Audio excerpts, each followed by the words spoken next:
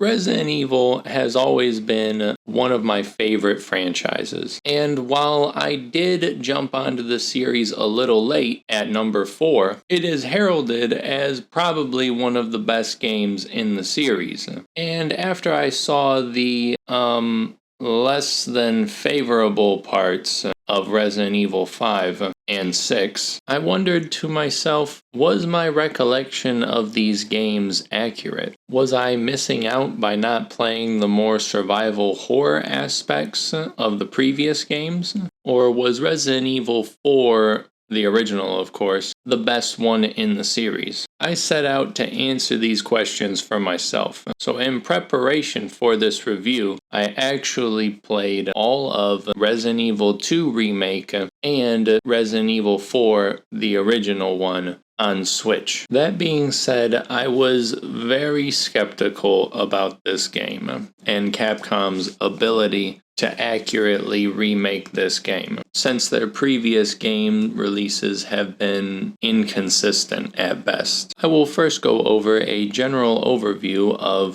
the story and the events that happen in the game itself, and then I will get into the more fine details of the gameplay and how they compare to not only the original, but the Resident Evil 2 remake as well. So without any further ado, let's game. So right off of the bat with this opening cutscene, Leon is kind of in a more somber mood, reflecting upon his experiences in the previous game, Resident Evil 2 Remake. And he actually seems a bit more traumatized by these events, which this sort of personality kind of conflicts a little bit with his more Giga Chad personality we see throughout this game. So the story starts off pretty much the same. Leon is sent here to rescue Ashley, the president's daughter, and he's traveling with these two goobers when one of them needs to go take a piss, but instead of just pissing like 5 feet away from the car, he decides to walk across the entire continent. I don't know why he would need to go so far just to relieve himself,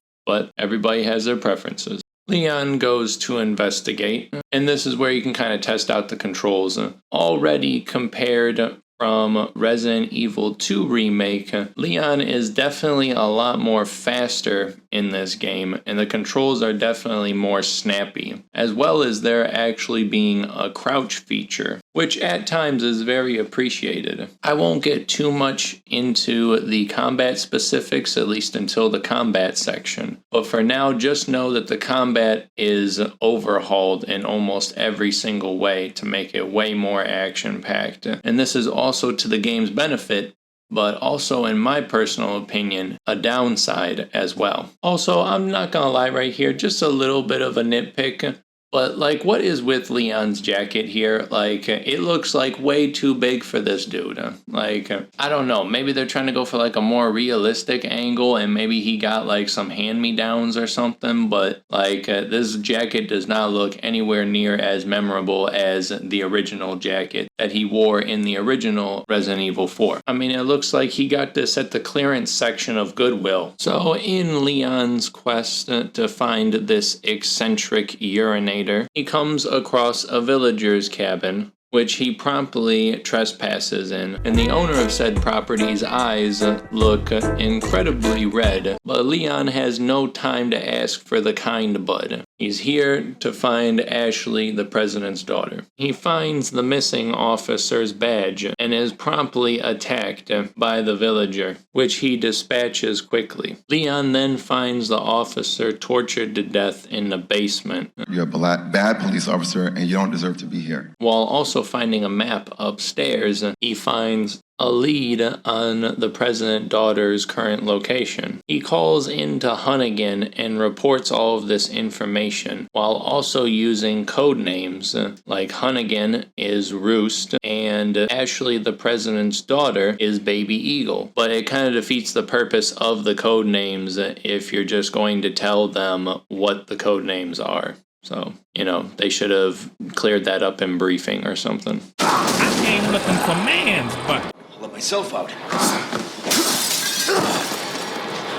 I like you, and I want you. So Leon proceeds to the infamous village square. It then recreates the famous scene where they burn the other officer alive. And of course the iconic scene where you run into a house and you barricade yourself inside and the chainsaw guy comes out. It was actually pretty intense. And one thing I actually liked over the original so far is in the original game, you would just be fighting them all of a sudden, and then it would cut directly into a cutscene, and you would see all of these guys, walk into the church building. But in this game, you actually get to witness them stop in awe of the church bells in-game, which I don't know why, I just thought that was a really cool thing. I also really liked how when you barricade yourself inside of this house, the chainsaw wielding enemy actually cuts down the damn door with the chainsaw, and it made the entire sequence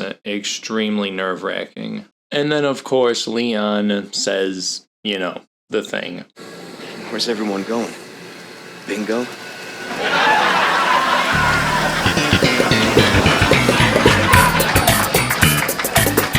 So Leon commits more acts of covert terrorism inside of another country, and then comes across Louis, or actually Luis. Man, I've been playing too much Left 4 Dead. He, of course, wants a smoke, but since Leon doesn't have any, he's happy with just being untied. But before he can do that, this big chungus comes out, and Mac Daddy bitch slaps Leon across the room, causing him to pass out. And then, of course, just like the rest of his girls, he gets them all doped up off of drugs, so it'll be better to trick his ass out.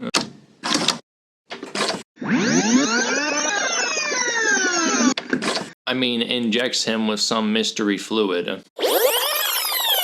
Injects him with a virus. Leon and Louis wake up, but they refuse to be another one of Mac Daddy's tricks, so they try to formulate a way to get out. Luis piques Leon's interest when he talks about a girl that he overheard the guards talking about, and that he saw someone being dragged into the old church. Just then, a guard comes in to kill them, I guess, which, is kind of like, well, why didn't you just do that to begin with? They were already knocked out. Anyways, they kill the guard, and Luis unlocks his handcuffs and escapes before Leon can ask him any more questions.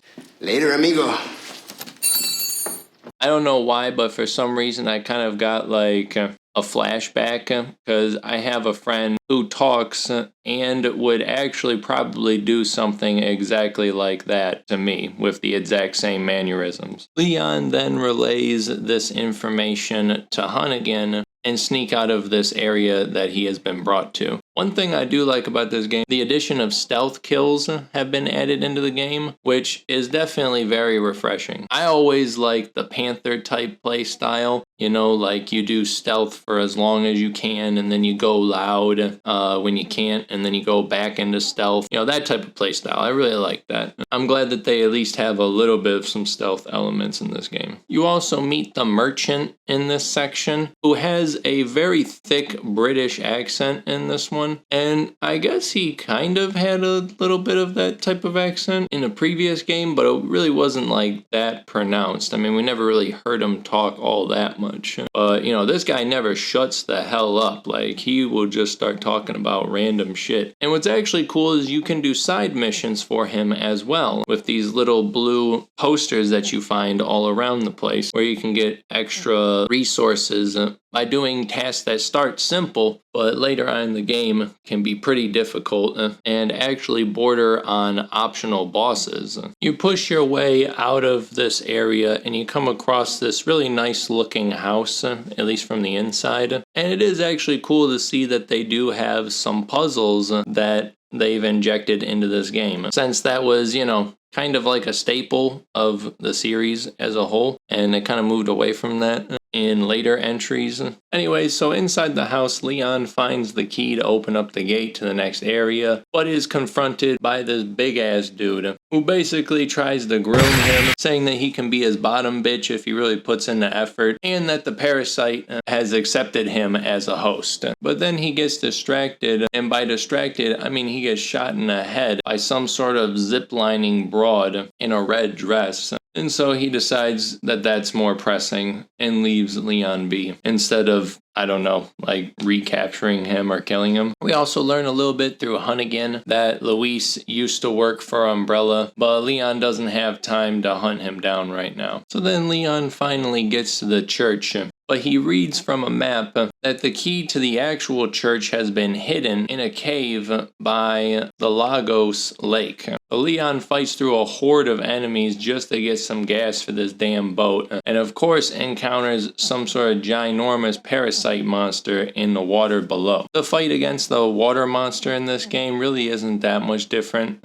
from the original, except that Leon passes out in a boat instead of making it to land first and then passing out in a house. So then basically through a super long process where you go to multiple different caves, killing a bunch of enemies, doing a bunch of puzzles that then give you a severed stone head, and doing that twice, as well as a bunch of miscellaneous side puzzles, you finally get the key to the church door. It may sound a bit tedious the way I'm saying it, but I was actually thoroughly enjoyed. The combat mixed with the puzzles was actually quite refreshing. So then Leon finally makes it to the church, and through a puzzle that was pretty similar to the original one, we're able to access Ashley's room. We then meet the president's daughter, Ashley Graham, and she's a bit more reluctant to join you this time around. I'm hearing the president's orders, and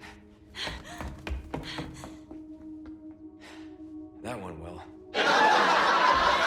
But after an angry mob shows up outside of the church, she's kind of forced to trust you. I will say that her voice actress isn't as breathy as the original Ashley, but you know, she's alright. The villagers then storm the church, but they haven't found them yet, so you have to sneak around for a little bit. And Leon manages to find Ashley's smashed phone, which he sees that she's part of the Sigma Gamma Pi fraternity, which means that she's down to fuck, you know, she's ready to go. But Leon's gotta get her back to the frat before he can seal the deal. Ashley and Leon then escape through a window, and Hunnigan sends a chopper to an extraction location. It then shows you a very brief tutorial on how Ashley plays into the game, which essentially you can tell her to have a tight formation or a loose formation. I just, oh my gosh, I have such a dirty mind. But sexual innuendos aside, the tight formation is where she sticks to you like glue, and the loose formation is where she kind of hangs back. To be honest, I never really understood this. I mean, I guess if you want her to stick close to you so you can avoid enemies more closely, then that's good. Or if you think you're going to be getting a little too close for comfort for Ashley, you might want to have her stay back. But regardless, it's just not a very helpful system, and I never really ended up using it. So after a lot of adventuring and backtracking through the village, you get cornered by the villagers, and Luis waves you in to this house. Leon is quite adamant about going Guantanamo Bay on Luis's ass as to why he works for Umbrella, but they have more pressing issues to attend to. This part does a pretty good job of recreating the chaoticness that was this house raid in the original, although it is kind of strange because you get like these wooden planks, which I mean were like all over the place in the Resident Evil 2 remake, and in this game this is the only time this resource actually comes up. You never use it again. I don't know, I just thought it was kind of weird that they would just kind of bring this aspect from Resident Evil 2 remake into the game and then just wouldn't use it at all after that. Ashley then finds a way out of her hiding spot and actually finds an escape route for the party party to retreat to. Ashley starts hacking up blood, and Luis tells them that they are most likely infected with the parasite known as Plagas, I guess. Anyways, he says he has a plan to remove it, and Ashley and Leon agree that they'll all help each other, and then he just kind of fucks off, and he doesn't even tell them, like, his plan or anything. God, he's like so needlessly mysterious in this game. So Luis kind of wanders off and runs into Ada Wong, who he seems to be in cahoots with, saying that they had a deal that he was supposed to retrieve something for her, and he says he'll go get it right now. Leon then tells Hunnigan that they can't be extracted where they're at, and they'll have to push to a secondary LZ. On their way to the extraction point, you get into a mini boss fight with these two chainsaw-wielding chicks, and it is actually pretty fun. The combat in this game is absolutely amazing, but I'll touch on that later. Sorry, you're not my type.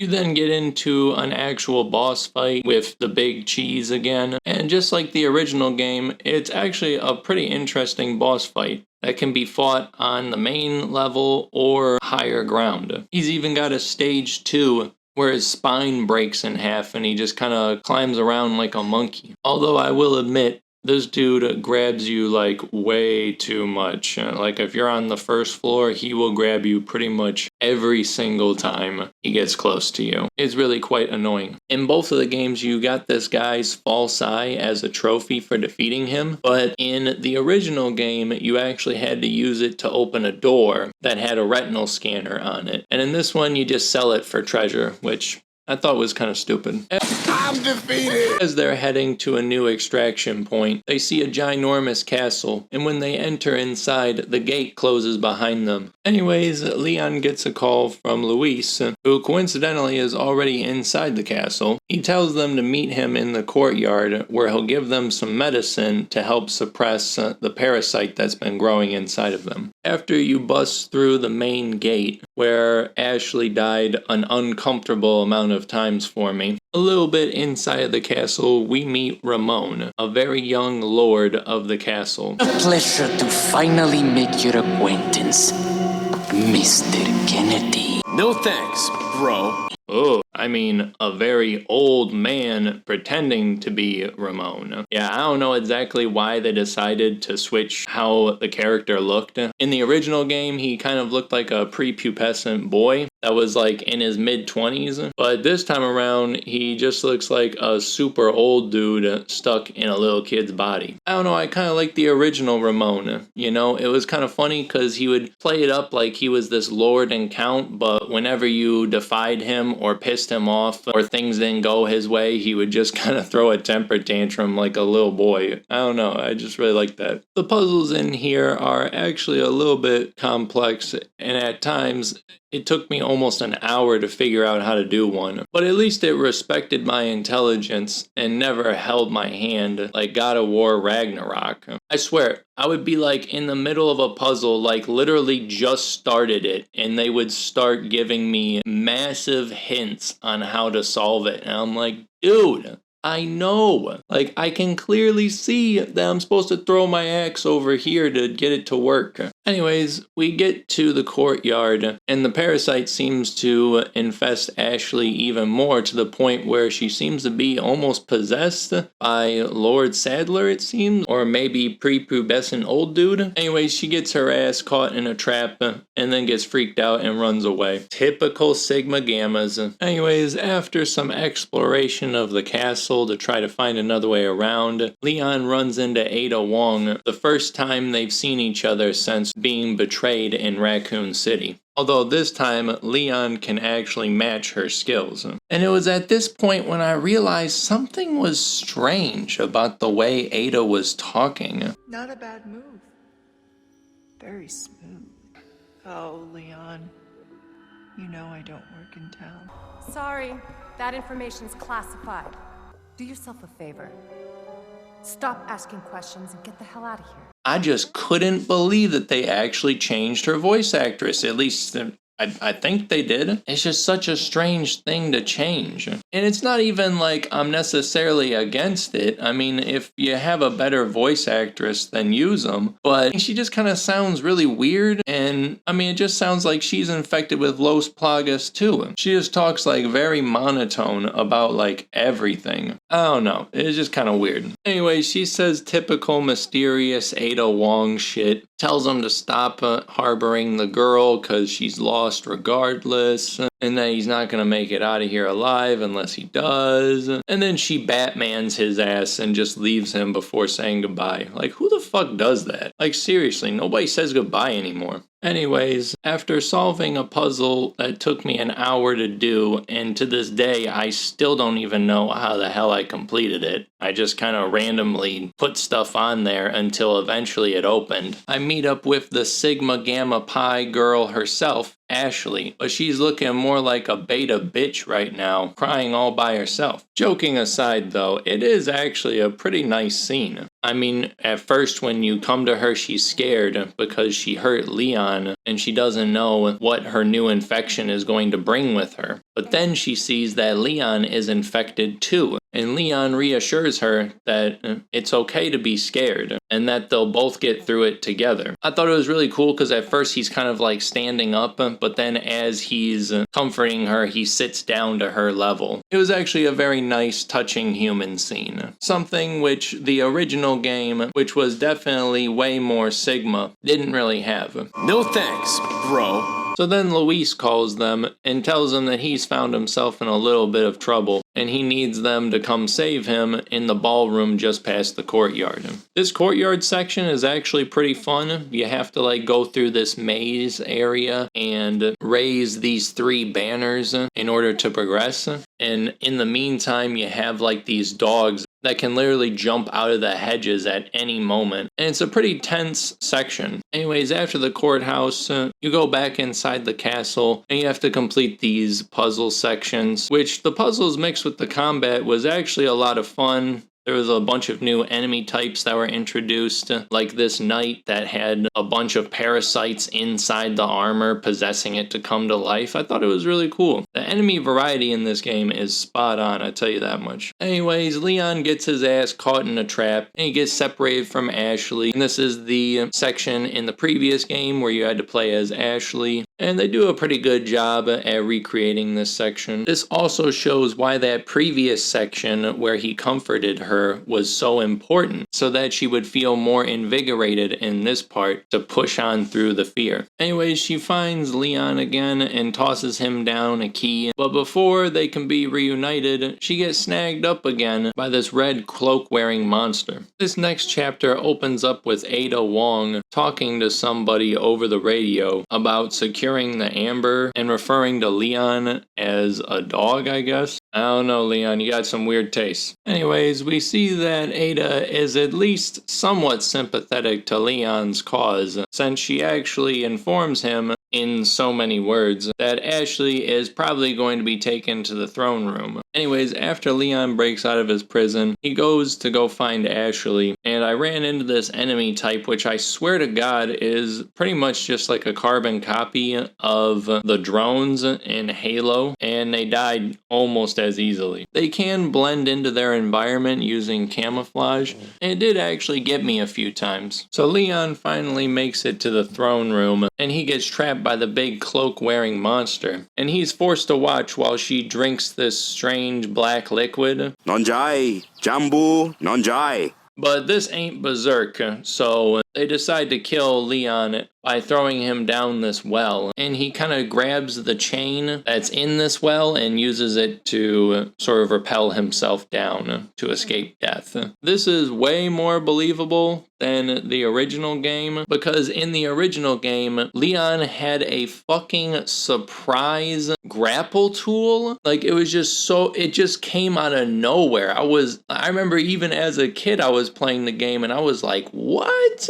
When did he have this? Although I guess Ada still has one, so whatever. Anyways, Leon navigates these sewers and he comes up to the underground laboratory where he has to face that cloaked monster, but this time he's not cloaked, and man, does he really need some damn clothes. Beat his testicles! But yeah, this part was actually freaky. I actually was put on edge here. I had to find a way to disable him for short periods of time while running to the next section. It was actually pretty intense. Anyways, after you evade that guy, you go up in the elevator, and Leon has some sort of strange vision of Uncle Sadler, the guy who's been in charge of this whole operation, recruiting some sort of army guy to his cause. We'll touch on this later. When you reach the top, Louise is there with the suppressing agent for the parasite. I know we're not in the explanation section yet, but I really don't like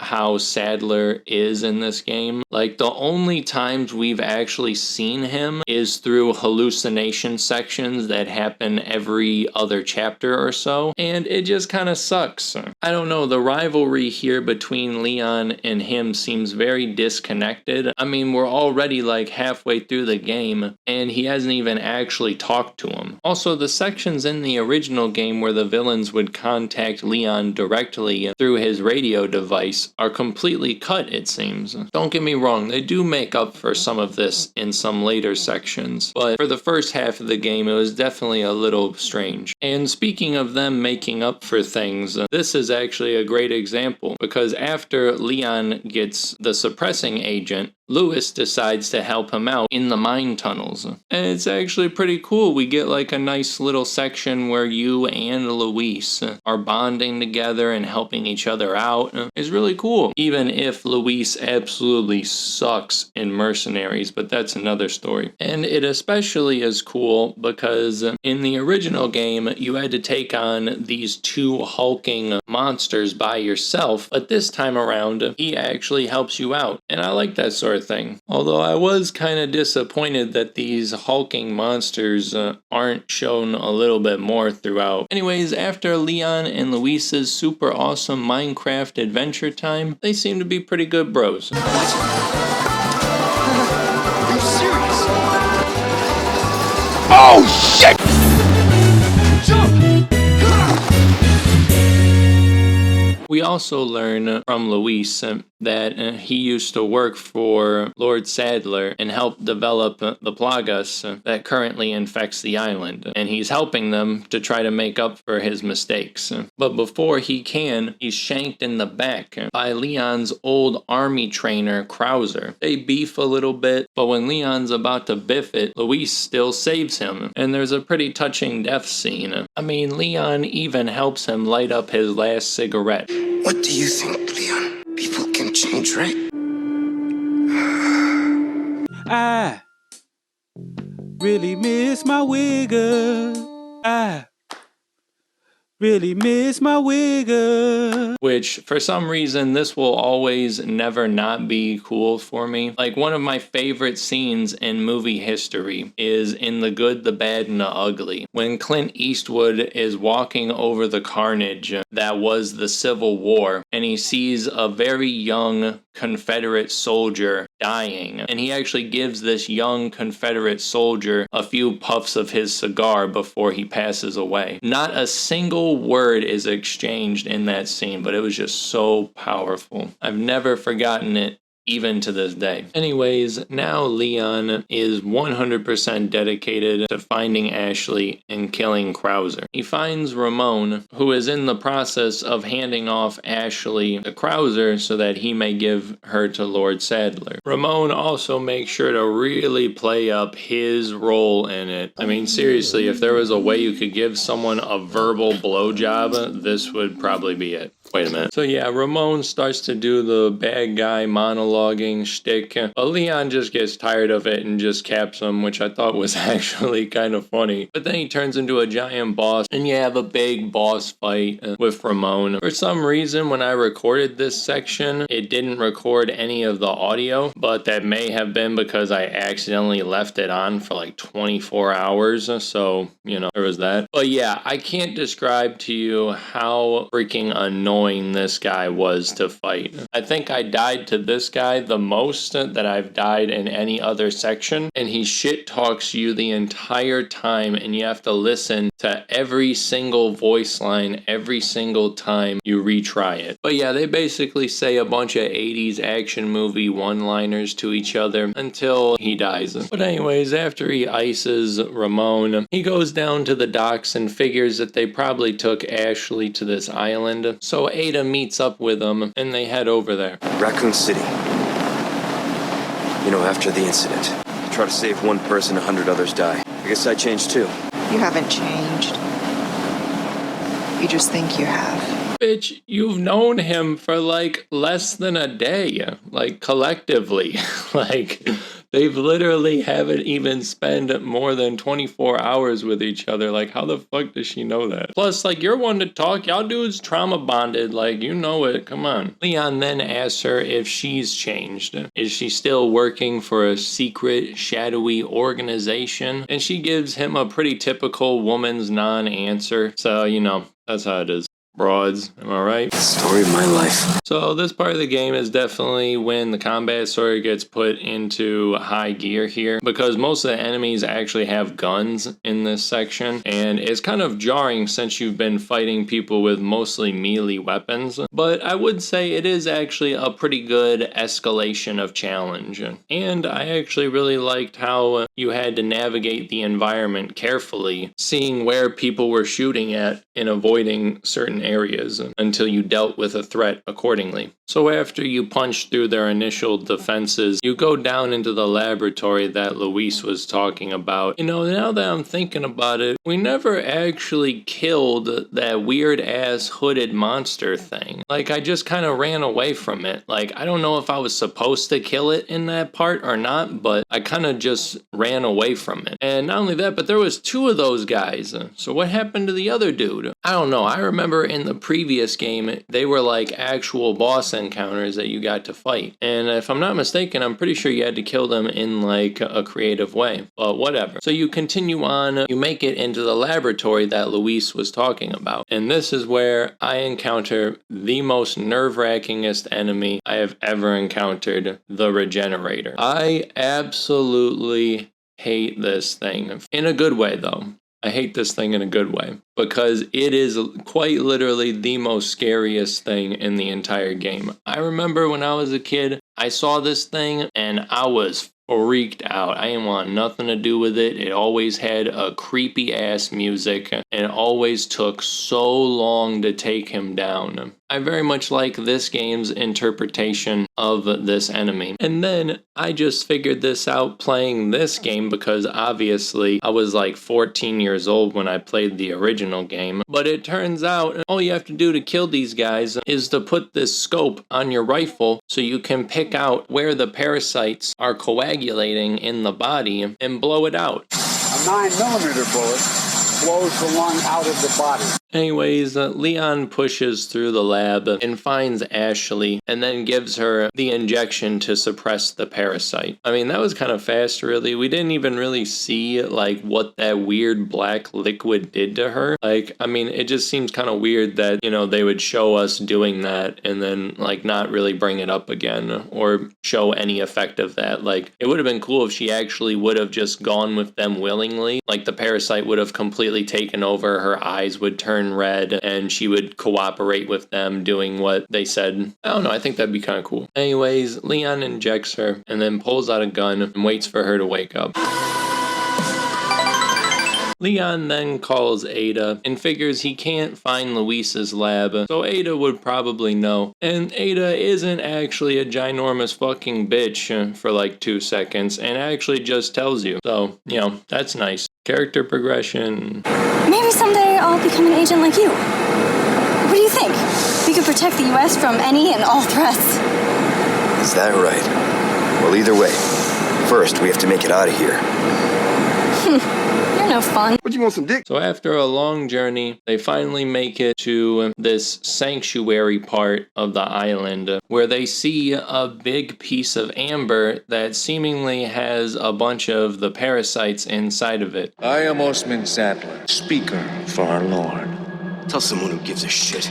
It's just so crazy that, like, this is literally the first time they've been introduced to each other. Like, seriously, in the original game, they had met Lord Sadler, like, way back when Leon first meets Ashley in the church. And they build up a pretty good rivalry between each other. I mean, this just feels extremely disconnected. I mean, we're almost in the home stretch of the game, and they've just now met each other. I don't know, it just feels kind of weird. Anyways, Lord Sadler comes in with like a bunch of mannequin looking people, but you know, they really just have a bunch of like plastic bags over their heads essentially. It would have been really cool to like fight like at least one type of enemy that looked like this in the game. I don't know, I just think it would have been kind of cool. But anyways, he introduces himself, but Leon's a bit rude, so he shoots him through the eye, and Sadler controls both of them and commands Ashley to pick up the gun and shoot Leon, but she manages to cap two of the mannequin people behind Leon, but he finally gets her to pull the trigger when it's pointed at Leon. But fortunately for Leon, the gun seems to have jammed, and Sadler just kind of walks away with the president's daughter. Anyways, you proceed a little bit further ahead when you find an audio recording of Krauser saying that he's prepared the next arena up ahead to fight you in, and that he'll finally get payback for what happened 2 years ago, which I know he's referring to Resident Evil The Dark Side Chronicles, but as to my knowledge, I'm pretty much the only person in existence that actually played that game, and even I never beat it. So hopefully they'll explore that in maybe like a DLC or another game down the line. Anyways, you get to the battle area, and Leon tries to talk some sense into Krauser, saying that helping the Los Plagas won't help bring his men back, and that getting revenge on the government wouldn't be what they would want. But he says that that's not the case. When he was in that jungle, a revelation came to him that the most important thing in life is power, and that's what the Plagas gave him. So definitely a might equals right type of philosophy, dude. You then engage in battle, and it's actually really freaking awesome. Like, I gotta admit, it's one of the coolest fights in the entire game, since half of it you're trying to fight him using guns, and the other half you're using your knife. And it's actually a lot of fun. At least Krauser actually abides by his own philosophy, since when Leon actually bests him, he accepts the fact that he was defeated and allows Leon to kill him without any remorse, and accepts the fact that Leon was a superior soldier. And you get a pretty bitchin' knife at the end too, so,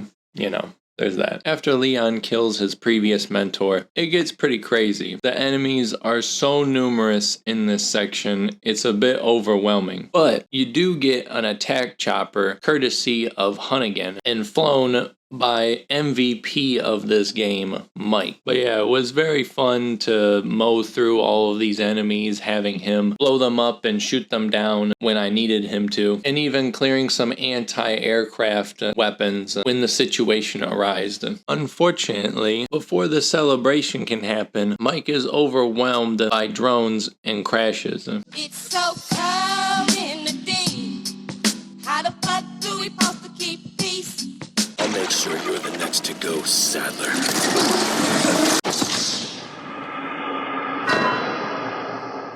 So Leon finally makes it to Ashley, but I guess the parasite is on that roofie status or something, because Lord Sadler is still able to control him. Anyway, Sadler goes off on some spiel, saying that we're all connected through the parasite, and that all he really desires is just to spread this parasite to as many people as possible, which kind of raises the question as to why exactly do they want Ashley to be captured so bad? I mean, if they want the parasite parasite to spread, wouldn't it just be easier to just have Leon and her go back to the US? Then they could be possessed fully, and there'd be nothing they could do to stop them. Anyways, Sadler's about to ice Leon, but then Ada Wong comes in for the assist, and Leon takes Ashley and runs to Luis's laboratory and extracts the parasite from Ashley before passing out. So Leon wakes up in the lab, seemingly cured. I mean, it's crazy that the whole surgical laser process can be done with just a click of a button. They're actually extremely lucky that Luis set it to Fisher-Price mode before he biffed it. Speaking of Fisher-Price, Luis also left them a crayon drawing of exactly how to get out of the base. How thoughtful. Just before they can escape,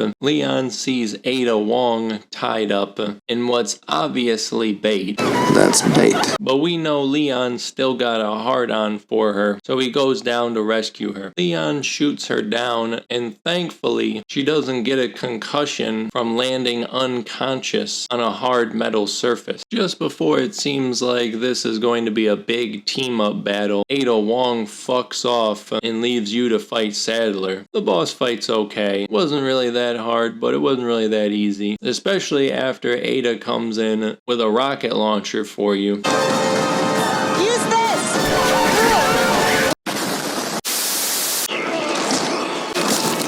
I'll give you a holy body.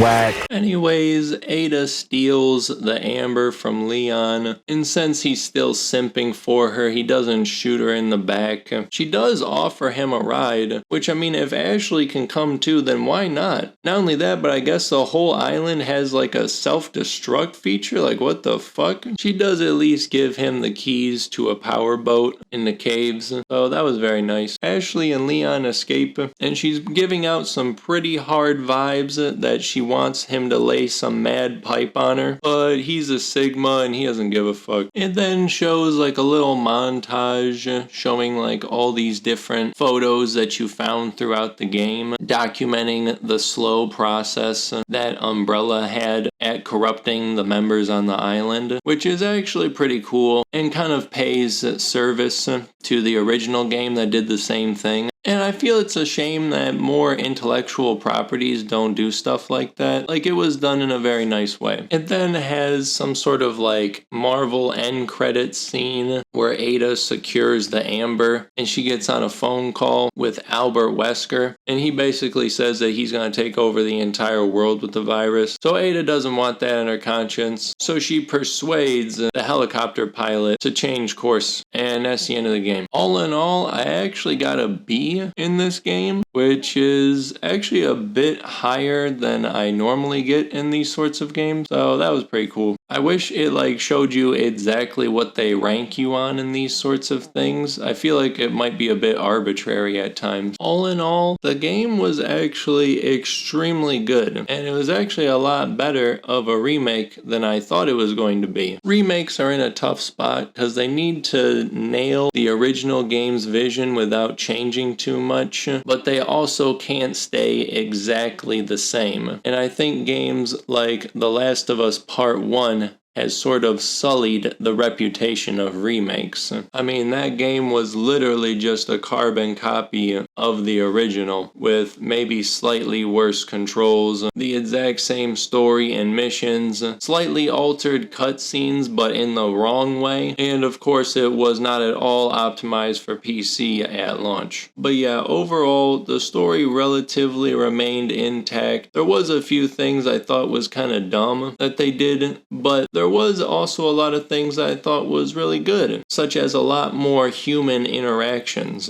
Obviously, the game looks absolutely beautiful, so there's really no need to describe anything more than that. The combat is just absolutely amazing in this game. I seriously cannot praise it enough, especially after playing the original game for a little bit before playing the remake. The combat was extremely fun in that game too, but I really liked how they modernized a lot of the controls for this game. Obviously, you don't have tank controls anymore, and you don't freeze in place when you aim your weapon. On top of that, the knife mechanics were completely overhauled, making it, instead of just a weapon you pull out to break open crates and finish off enemies, you can actually use it as an actual weapon itself. You can actually thrust with it, you can slash enemies, you can even block or parry some incoming attacks, which I thought was an amazing addition. And there was so many awesome moments I found in this game when doing that. Obviously, the knife does have durability in this game, so you need to use it sparingly, but damn, is it not actually fun to use it. That being said, the ability to short key your weapons is just an absolute godsend. I found it extremely fucking annoying in the original game to always have to pause the game to swap to a new weapon. This really slowed down a lot of the combat encounters for me, but obviously they were doing the best with what hardware they had at the time. That being said, there wasn't really any time where I was hard pressed to find ammunition, maybe like a handful of times, but I would just swap to a new weapon and then I'd be totally fine. Not only that, but they also have like a light crafting system where you can kind of make your own ammunition by finding different resources found throughout the island, which is pretty cool. I would have to say one of the best additions to this game combat wise is the ability to actually shortcut your weapon, so you can just press on the D-pad and swap to whatever weapon you want. And a review of the combat would be nothing without discussing the actual weapons themselves. Every single weapon feels unique in its own way, and it has its disadvantages and its benefits. Although I will admit some are better than others. I actually found myself using the Red 9 pretty much exclusively after I got it, and all the other weapons were kind of fair game. But yeah, that thing fully upgraded just packs a freaking punch. I will admit there are some weapons that are pretty cool on paper, but in practice are not as good as you would think. For instance, the M4, I believe it's called, is very good at taking out enemies because it can take sniper rifle rounds and essentially can be fired at auto. It was very hard to handle since it would fire the rounds so quickly. I would end up missing a lot of my shots. And not only that, but the sniper rifle ammo is not really very easy to come across. And even if you craft it, you still have to use a lot of resources to make not a lot of ammo. One of my favorite miscellaneous weapons was the crossbow. It was actually quite useful since you can actually recover the crossbow bolts that you fire from it. And its secondary fire, which is explosive rounds, if you can craft them, really do just milk an enemy's health. There's just so many different combinations you can use in this game, and it truly just makes the combat an absolute joy to play through. I also like the mechanic of how the enemies react to the damage that you give out. For instance, if you shoot an enemy in the knee, they'll get on their knees and then you can run up to them and you can do a secondary attack that will most likely finish them off and damage whatever enemy is standing behind them. Or you can shoot them in the head to make them stagger back a little bit and do a roundhouse kick that will damage the enemies in the surrounding area in a 360 parameter. There's a couple of follow-up attacks that are maybe not as practical, like the fucking suplex, but you know, we still love you. So another thing I thought was interesting about the game was the puzzle aspects and the treasure aspects. The puzzles are actually pretty nice in this game. Like I said before, they don't necessarily hold your hand, but they're also not that difficult either, except for maybe a handful of them, which had me scratching my head for, at times, almost an hour trying to figure out what to do. But yeah, it's your pretty typical, oh, here's the puzzle that you have to do, go out over here and find this piece, then go over here and find that piece, and then try to use those two pieces to complete the puzzle sort of thing. Just your typical puzzle solving stick. I will say that I thought the treasure selling system was pretty cool, since that you can get bonus rewards off of the treasure that you sell, depending on what exactly you give to the merchant. Like for instance, if there's 5 slots for a treasure, yellow ones are always worth the most. So if you put all 5 of them as yellow ones, then you'll get a bonus for all 5 of them being yellow. Or it's pretty much like poker rules, you know, like 3 and then 2 of a kind is like, you know, to have 3 of them be the same color as 3 of a kind. And then if you have every single slot as a different color, then that's like a full house or a straight or a flush or a royal straight or whatever.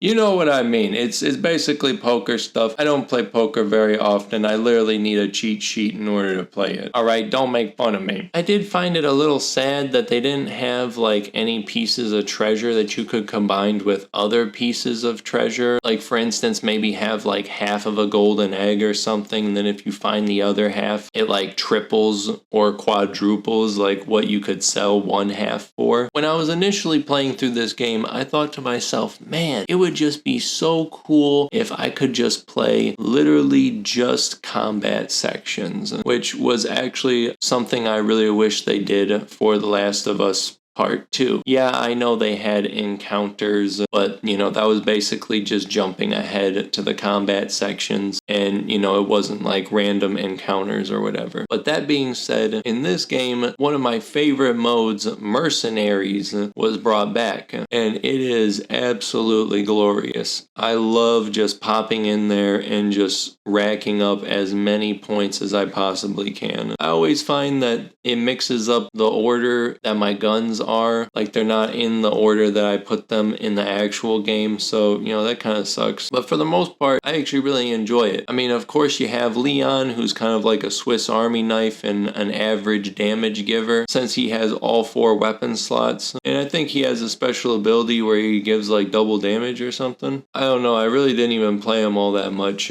because the other characters are just so much better, except for Luis, which, speaking of him, Luis is really not that much to talk about. I mean, yeah, he has the most powerfulest pistol in the game, the Red 9, but I don't know, I find his special just really stupid. You just kind of throw like dynamite. Like, if it was dynamite that like attracted the enemies to it, that would actually be pretty cool and actually extremely useful, and that would rack up a hell of a lot of points. But as it is, that's not what happens. And not only that, but his melee is absolute dog shit. But I don't know, maybe I just don't know how to rock him. That being said, Krauser is absolutely a beast to rock in this mode. I mean, he doesn't have that many weapons, but man, can he rock the weapons that he has. I mean, yeah, he has like an SMG, a knife, and an explosive bow, but trust me,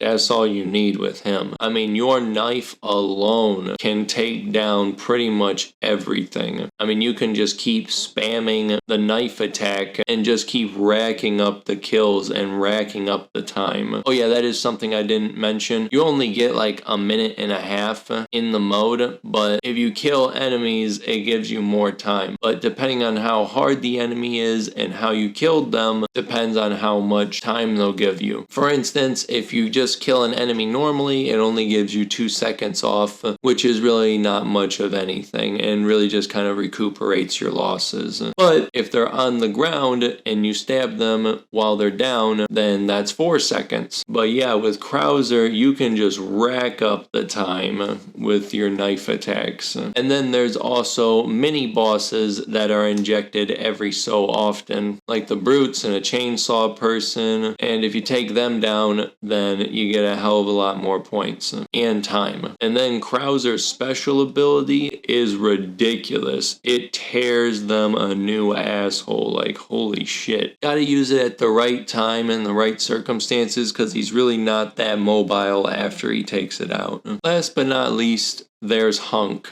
And I don't really know the backstory behind Hunk. I mean, I think all I really know about him is that he was in Resident Evil 2, and I think he was maybe one of the dudes that killed the original scientist that had the G virus, and he was just kind of a straight G, even though that he was a rookie, and managed to escape or something. I don't know his backstory. But in this game mode, he is absolutely a beast.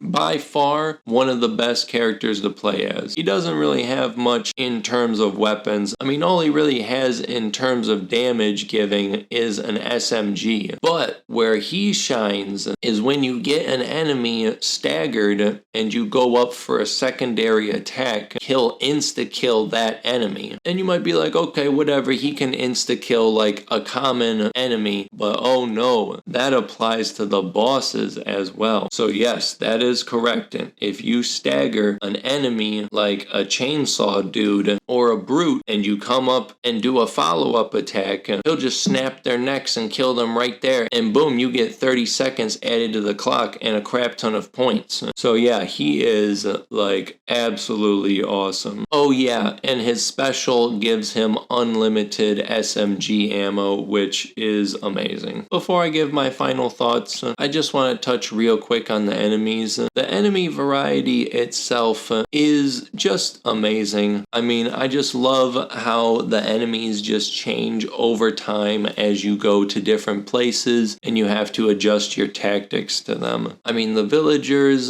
they mostly just use melee weapons, and I mean, most to all of the enemies use melee weapons, but they especially use them, and farm equipment mostly. Pitchforks, axes, torches, and sometimes dynamite. And then of course the dogs are also pretty damn scary this time around. Not necessarily making them look realistic, but they definitely get an A for looking goddamn terrifying. I mean, I was actually kind of scared every time I saw one of these dogs pop up. And then once you go to the castle, they got a whole bunch of medieval type weapons, mostly shields and maces. And then on the island, you have dudes that do still use melee weapons, but they also use modern day weapons as well, like machine guns, at least mounted turrets. But the mini bosses is where you'll actually be getting into a sweat fest. In the village, you have these like weird bull type dudes with like bull masks, and they're like super fucking big, and they usually have some sort of big weapon on them. But as intimidating as they look, they're really not that hard to take down. Then you got the chainsaw dudes, which is kind of the same basic principle. If you kind of know what to do, then they're really not all that scary. But man, your blood really does start rushing when they get closer to you. And especially if you get chainsaw sisters, then it's even harder. But then one of my favorite bosses is, I guess, like a slasher. I don't know exactly what they're called. But yeah, these big ass dudes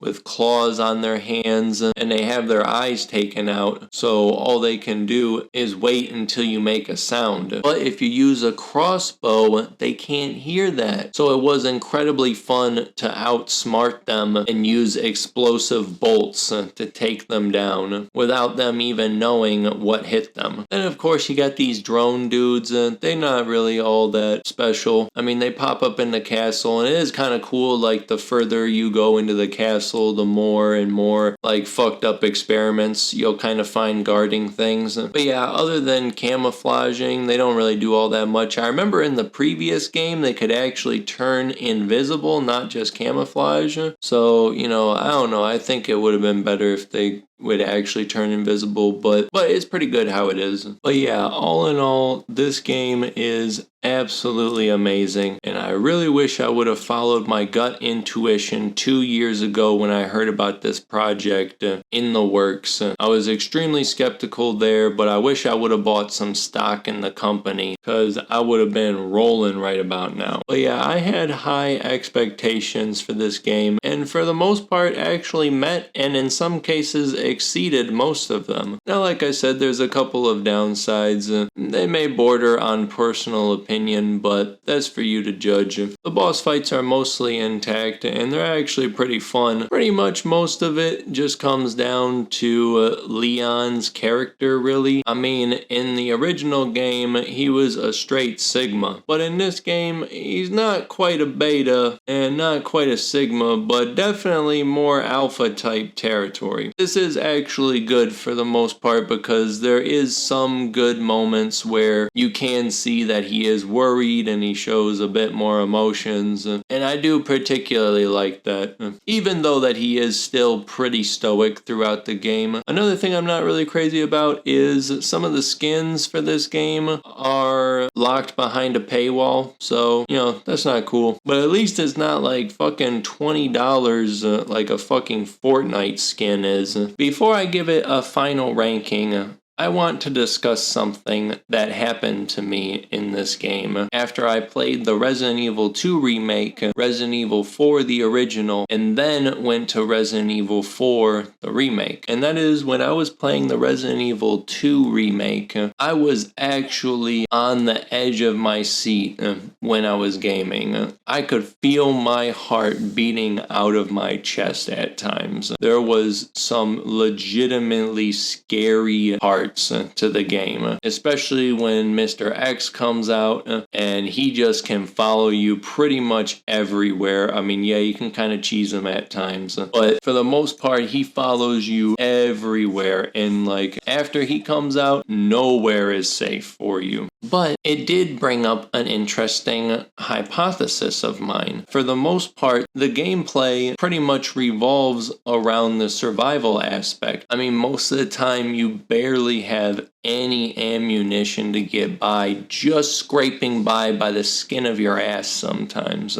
But in Resident Evil 4 Remake, it was way more action-packed, and it was actually quite jarring, to be completely honest. Not to say I didn't like it, because I definitely liked the new combat system and how much more free you are to use every piece of equipment however you wish, and to truly make combat as fun as you possibly can. But I really do miss that sort of grounded survival type aspect that was in the previous game, and it just made me think, have they actually replicated the loss of the survival horror genre again? Let me explain. I remember hearing from longtime fans, both anecdotal and as a whole, that people liked Resident Evil 2 because it was a survival horror, and when it came to Resident Evil 4, they loved it as well, but they also missed the fact that it wasn't necessarily a survival horror, and instead switched to action horror. And I can't help but to actually feel that. I was way too young at the time to actually play through the original Resident Evil games. At least the second and third one, because they hadn't really been remade yet. And the first one has like probably 20 different remakes of it. But I just thought it was crazy because I literally have that exact same feeling now. Like, I seriously feel like they should have kind of stuck to the survival horror aspect of the game. But at the same time, I actually really did enjoy the jump to action. I don't know.